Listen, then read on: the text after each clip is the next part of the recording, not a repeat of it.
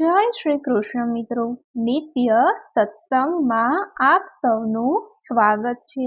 આજે આપણે સાંભળીશું અષાઢ સુદ 13 થી લઈને અષાઢ વદ બીજ સુધી કરાતો વ્રત જયા પાર્વતી વ્રત વિધિ કથા મહાત્મય।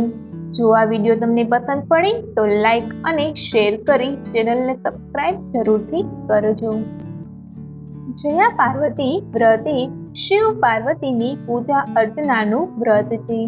અષાઢ સુદ 13 થી લઈને 5 દિવસ સુધી આ વ્રત કરવામાં આવે છે।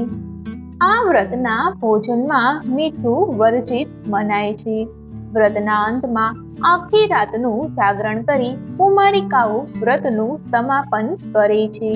આ વ્રત કુમારિકાઓ અને સૌભાગ્યવતી સ્ત્રીઓ ઓછામાં ઓછા 5 વર્ષ અને વધુમાં વધુ 20 વર્ષ સુધી કરી છે। આ વ્રતને ગણગૌર, મંગલા ગૌરી અને સૌભાગ્ય સુંદરી વ્રત પણ કહેવામાં આવે છે।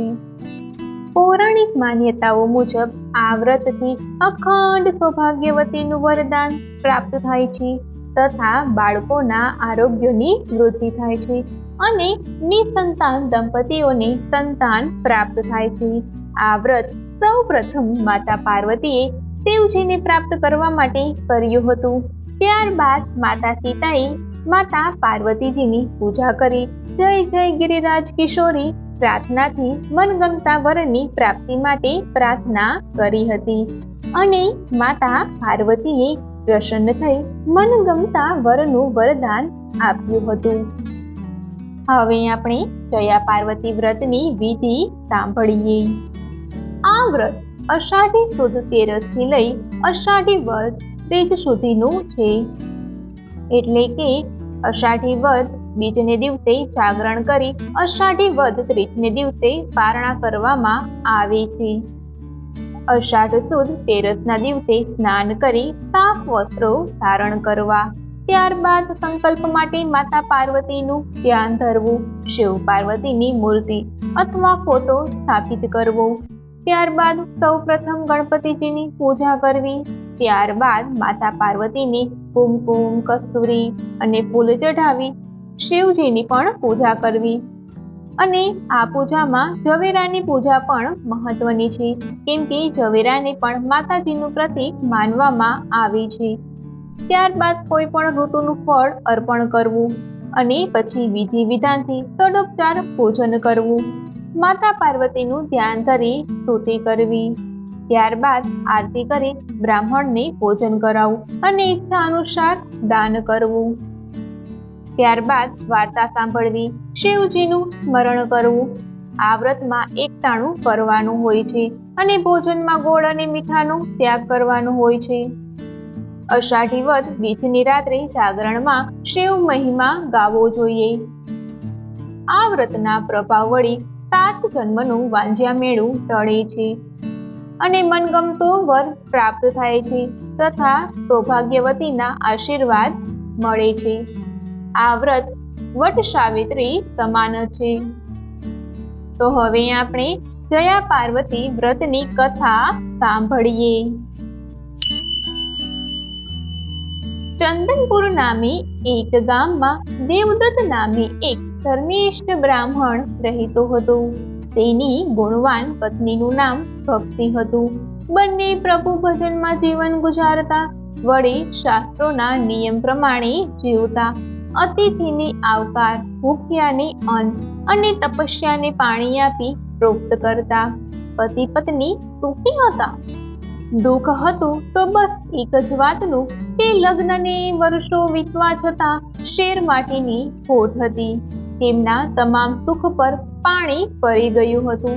પોતાનું ખાલી ખોળું યાદ આવતા જ ભક્તિ આંસુ સારી લેતી। એક દિવસ દેવર્ષિ નારદ દેવદત્તના મહેમાન બન્યા।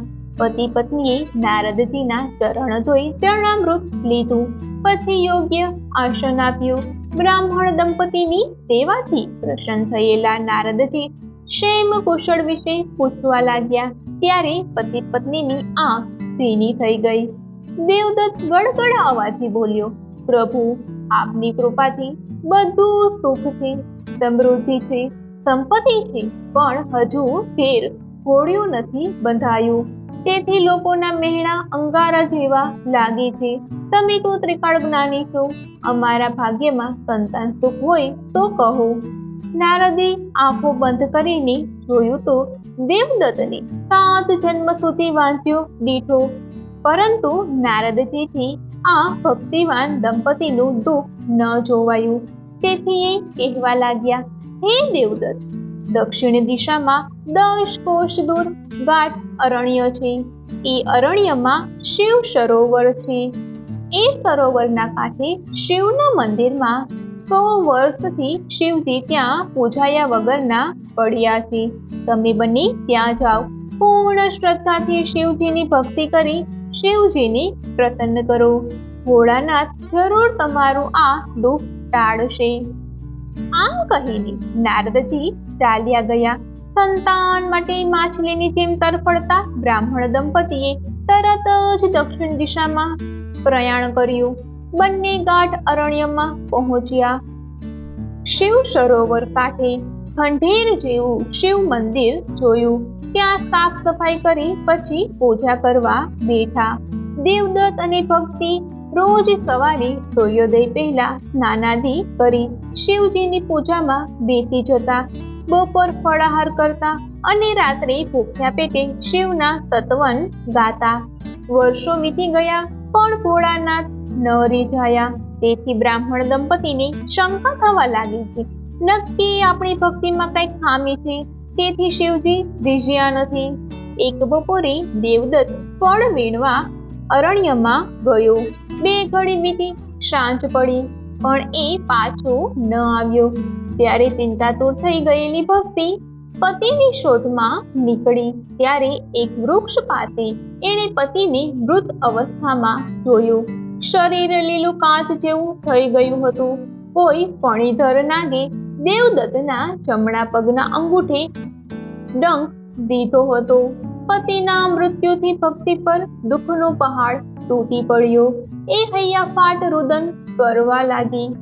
એવી સમયે પાર્વતીજી ત્યાંથી પસાર થઈ રહ્યા હતા. ગાઢ અરણ્યમાં એક સ્ત્રીને વૃક્ષોને પણ રડાવે એવું કલ્પાત કરતે જોઈ ઊભા રહી ગયા. પૂછીને વિગતે વાત જાણી પછી ભક્તિને આશ્વાસન આપતા બોલ્યા, દીકરી, તારું દુઃખ સાચે જ અસહ્ય છે. હું આ ક્ષણે જ તારા પતિને સજીવન કરું છું. આમ કહીને જગતજનની પાર્વતીએ દેવદત્તના શબ પર પાણી છાંટ્યું. તરત જ દેવદત્ત ઊંઘમાંથી ઉઠ્યો હોય એમ આળસ મરડીને બેઠો થયો. સાક્ષાત ઉમા ભવાનીની સામે ઊભેલા જોતા દેવદત્ત તેમના ચરણોમાં ઢળી પડ્યો. ભક્તિ પણ અશ્રુથી ઉમા ભવાનીના પગ પખાળવા લાગી. બંનેએ કરગરતા અવાજે માતાજીને વાંજ્યા મેળું ટાળવા પ્રાર્થના કરી. ત્યારે પાર્વતીજી કહેવા લાગ્યા, હે બ્રાહ્મણ, તારા ભાગ્યમાં સંતાન નથી, પરંતુ જો તમે બંને જયા પાર્વતીનું વ્રત કરો તો જરૂર તમને સંતાન સુખ પ્રાપ્ત થશે. માં, અમે તો પામર પ્રાણી છીએ, વ્રત વિશે કંઈ જાણતા નથી, તો એ વિશે જણાવવા કૃપા કરો. ત્યારે પાર્વતીજીએ અષાઢ સુદ 13 થી અષાઢ વદ 30 સુધી થતા વ્રતની વિધિ, ઉજવણું અને જાગરણ વિશે જણાવતા કહ્યું. તમારે 20 વર્ષ સુધી આ વ્રત કરવું.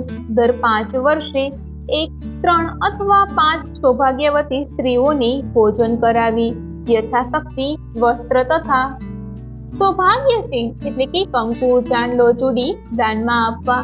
વ્રત પૂર્ણ થઈ 7 જન્મનું વાંજ્યા મેળું ટળશે. વળી આ વ્રતના પ્રભાવથી સ્ત્રી પરમ સૌભાગ્યને પામી છે. આમ કહીને પાર્વતીજી અંતર ધ્યાન થઈ ગયા. સમય જતા ભક્તિએ દેવના ચક્કર જેવા પુત્રને જન્મ આપ્યો. પતિ પત્ની ઘણા ખુશ થઈ ગયા અને આનંદથી જીવન પસાર કરવા લાગ્યા. જયા પાર્વતીનું વ્રત જેમ દેવદત્ત અને ભક્તિને પડ્યું તેમ વ્રત કરનાર સર્વ મનુષ્ય માત્રની પડજો. જય જય માં પાર્વતી. તો મિત્રો, આ હતું જયા પાર્વતીના વ્રતની વિધિ, કથા તથા મહાત્મય. આ વ્રત કરવાથી સંતાન સુખ પ્રાપ્ત થાય છે તથા સૌભાગ્ય પણ પ્રાપ્ત થાય છે. જો આ માહિતી તમને પસંદ પડી હોય તો વિડીયોને લાઈક અને શેર કરી ચેનલને સબસ્ક્રાઇબ જરૂરથી કરજો. જય શ્રી કૃષ્ણ.